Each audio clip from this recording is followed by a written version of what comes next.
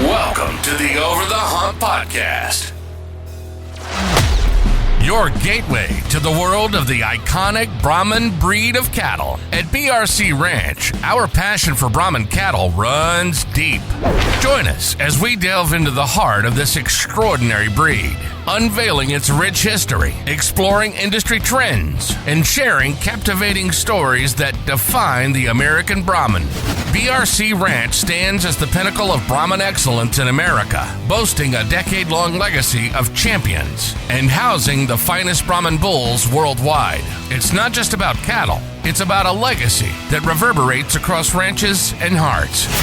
Brought to you by BRC Ranch, where the Brahman legacy thrives and stories are woven into the very fabric of ranching. This is Over the Hump. And now your hosts, Brendan Cottrell, Rachel Cottrell, and Keaton Dodd. Welcome, everybody. You're listening to the inaugural episode of Over the Hump, where we dive deep into the captivating world of Brahman cattle. I'm your host, Keaton Dodd, and with me are my co-hosts, Brandon and Rachel Cottrell. That's right. We're here to explore the history, trends, and all the fascinating intricacies surrounding Brahman cattle breeding and so much more. This is so exciting. But before we dive into our first episode, we want to take a minute to introduce ourselves. I'm Rachel Cottrell. I'll be one of the hosts, and I am one of the co-owners of BRC Ranch. So I love Brahman cattle, grew up showing Brahman cattle, and amongst our team here, I would say I am the more show-oriented person on our team. I love Brahman shows. I love traveling internationally, seeing Brahman cattle. So on this podcast, I hope to interview different guests that share some of those same passions. Yep, and I'm Keaton Dodd. You heard me earlier. I am very, very passionate about Brahman cattle. Currently, I'm employed at BRC as the Director of Genetics, and in a previous life, spent some time coaching, judging teams at A&M and traveling the country, judging, looking, talking about cattle, but finally settled in to where I'm happiest down here in Wharton County, talking Brahman cattle with my friends. And finally, I'm Brandon Cottrell, and the B in BRC, and Brahman cattle have been my life. I love Brahman cattle, have a passion for them, and they've sure been good to me, and it's what I'm really interested in. And like Rachel was interested in shows, I like the shows, but I could take them or leave them. Where my passion really lies is in the production and how Brahman cattle fit into the beef industry and how we can work on improving those. But I just love Brahman cattle, and I'm glad we have such a great team put together here that basically I have friends that like Brahman cattle as much as I do. You know, whether you're a seasoned breeder or someone that's just getting acquainted with the Brahman breed, this podcast is for you. We're going to bring in top experts, engage in lively discussions, and share experiences that celebrate the rich history and the current trends of Brahman cattle. So we thought today when we launched, we would kind of just go through and tell you what to expect from being a listener of Over the Hump podcast. And so one of the first things that we're going to be talking about is Brahman history. History of the Brahman cattle, origins, how it's evolved over the years, different key milestones, different key events that have put the American Brahman where it is today. And Brandon, I know that you love Brahman history too, because we talk about it all the time. But, as a young person getting started, tell us maybe how learning about Brahman history put you to where you're a Brahman breeder today. So, like I said earlier, I love Brahman cattle, anything to do with them. That's my passion. And so anything I could find, reading material, things like that, anything I could find, I'd read it. I read the Blue American Brahman book written by Joe Ackerman twice when I was a kid on the school bus back and forth to school, and I loved it. And just anything I could pick up. I've read every single Brahman journal since the inception of the Brahman journal, the old Brahman reviews. There was even a Zebu journal, if most of y'all didn't know that. And so anything I've ever been able to pick up and read about Brahmins, that's what I've done. So I love the history and love the people involved with it and the stories that go along with it. And as I've gotten older, I've been had the opportunity to meet a lot of those people or descendants of those people that were involved in a lot of that.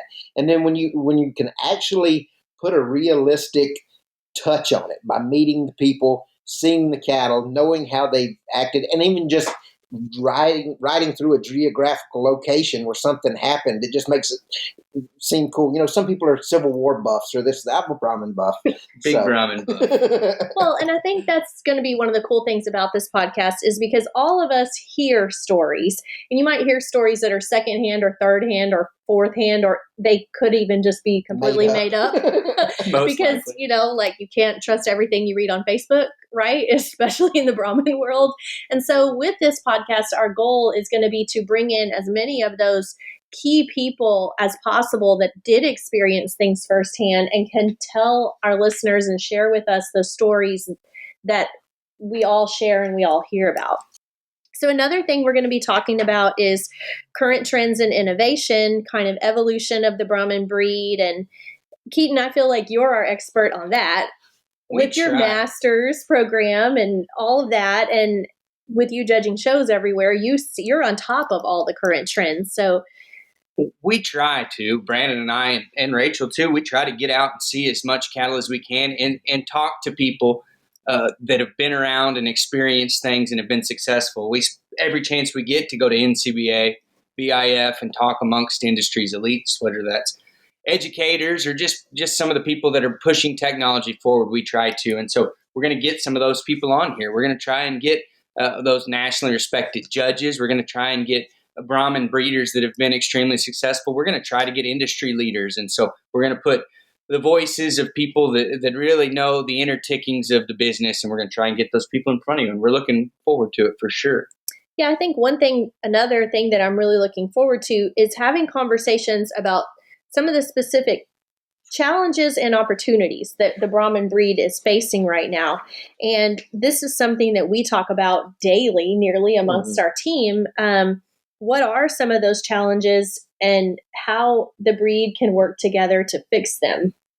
In every episode of Over the Hump, we have a set of questions that we're hoping to ask almost every one of our guests, and just to get a different feedback across the industry. But one of those we want to hear from is, what is your biggest pet peeve in the Brahmin sector right now?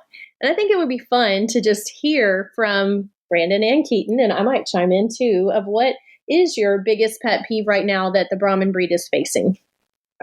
We laugh about this a lot. Probably my biggest pet peeve, at least, is people exhibiting breeding stock that probably should have been castrated or maybe not made it into a breeding program. And we laughed about just the amount of bulls that we've seen over the past 6 months at some of the shows that we've judged, and this is not a Brahmin specific thing, but it certainly relates to Brahmin, that maybe had a disqualification or a flaw functionally, whether that be their sheets or their foot quality or anything, that honestly would render them pretty much useless in the real world. And there's still people that are investing their money to haul these cattle all over the world. And so I think just perspective and understanding reality is something we're going to kind of push and make sure everybody sees as we go through this. Well, that's a perfect segue into my pet peeve, because I was going to say IVF and virgin heifers, or just the general term of people lackadaisically throwing around the word donor these days.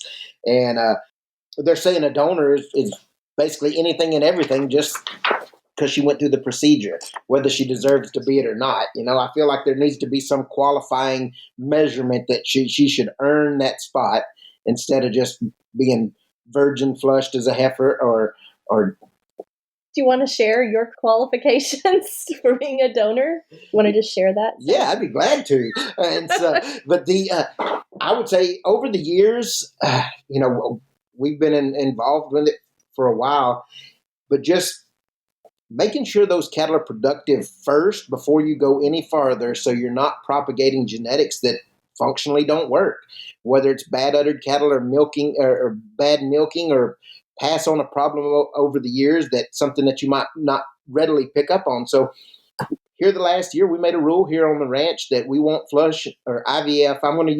I use flush interchangeably because I kind of come from the days when we still conventionally flush, but now we're IVF.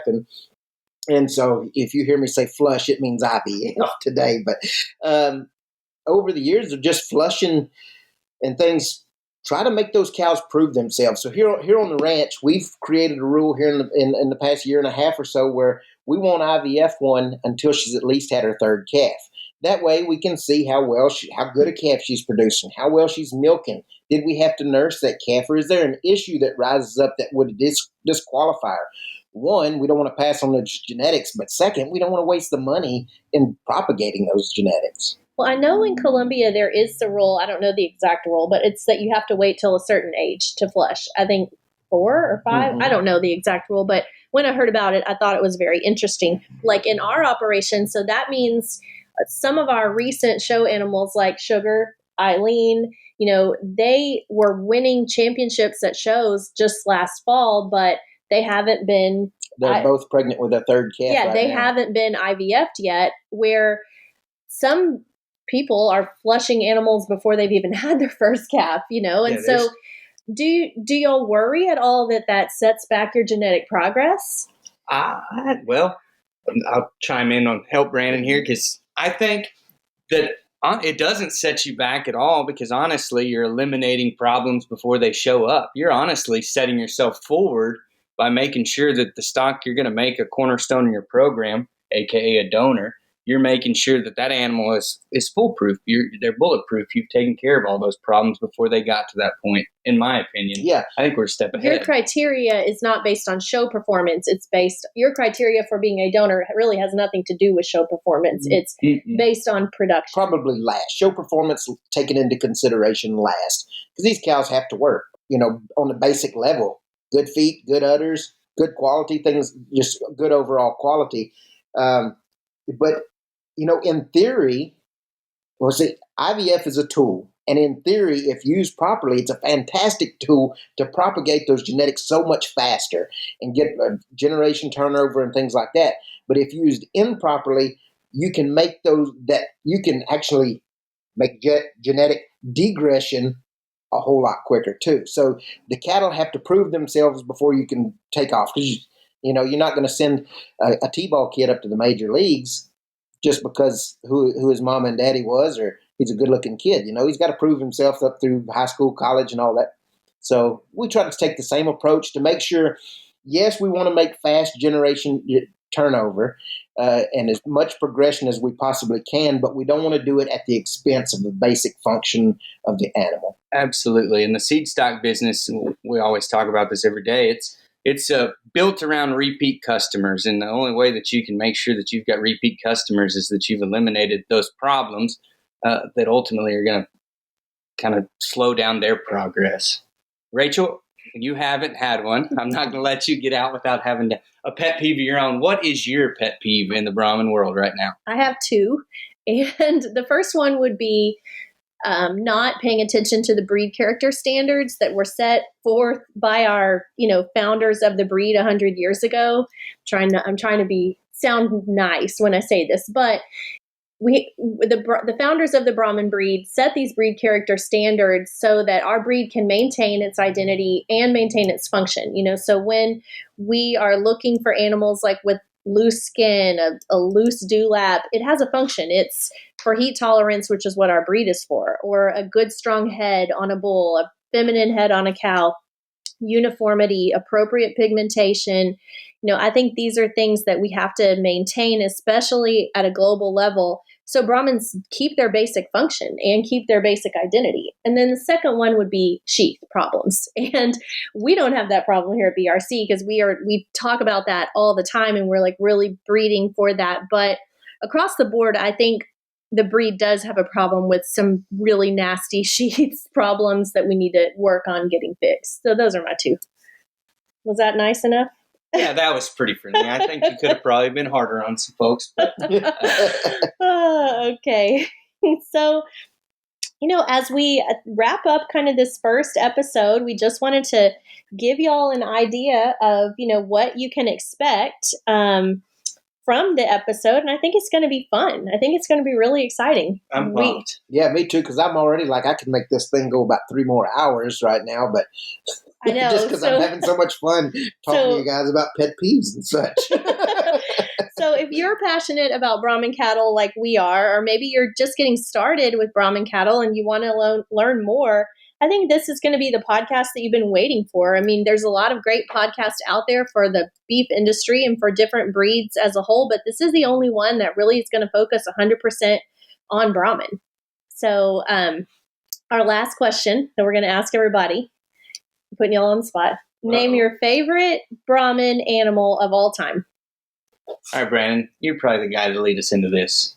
You've probably got a list of about 30. You got to narrow it down to one. I'm going to back up and say that when Brandon and I went on our first date, this was a topic that we had. I think we each wrote down our top 5 on a piece of paper, and then we kind of traded.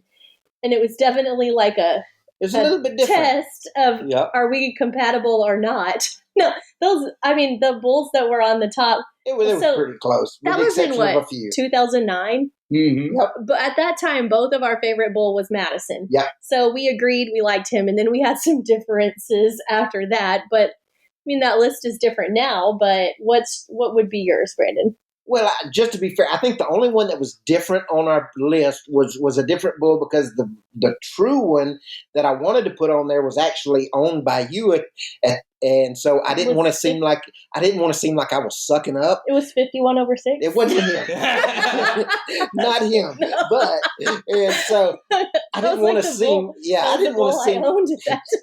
I didn't want to seem over eager, and so. But either way, it worked out. We got the second date. Look where we're at now. So right. Right.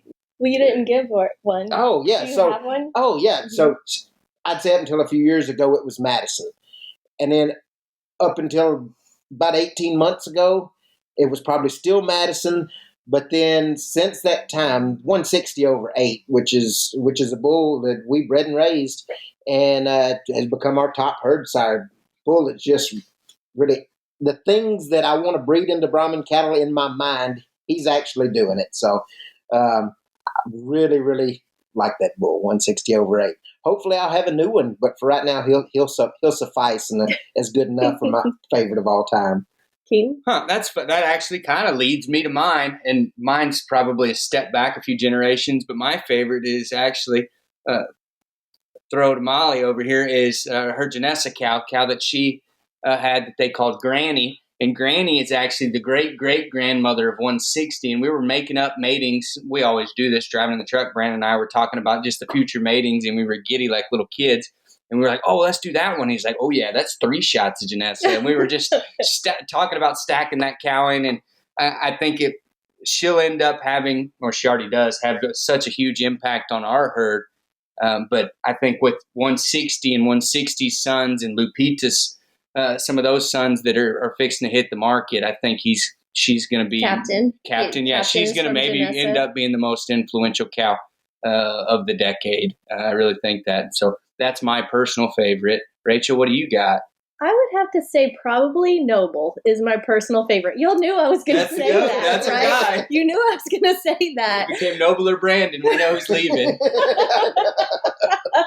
I do. I love Noble. And I think it's cool that I looked it up yesterday. Noble has been breeding for 7 calf crops. And which, by some, you might consider that an old bull. Would you? I kind of consider Noble an old. In the Taurus world, he's definitely old. He's probably dead. An old bull at that time, at this time. But he sired Margaret, BRC Megan Margaret 254, which is the best female I think we have in our show barn right now. And, just this year, he's the sire of Carlos Castillo's amazing Noble daughter that won Expica. And I just think it's cool. I'm not saying Noble is a timeless bull, because I do think Noble's, a little big for modern times. And we have some more moderate sons that like 160 that we like, but Noble can still do it. He can still get it 100%. done. The guy's still got Yes, game. he can still do it. So that's a little bit of fun of what you can expect from the Over the Hump. And so if you are joining us for the first time, don't forget to subscribe to our podcast so you don't miss out on our new episodes. And if you ever have any questions or ideas or stories that you want to hear on Over the Hump, don't hesitate to reach out to any of us. You can send us a message on the BRC Ranch Facebook or text any one of us. We have a great lineup coming down the pipe, but we're always looking for new guests and new ideas. Thanks for joining us. We can't wait to take y'all on this journey through Brahman history and into the future. stay tuned and get ready to go over the hump. You've been listening to the Over the Hump podcast. Our passion is Brahman cattle, and it runs deep. And this show is about its rich history, industry trends, and stories that define the American Brahman.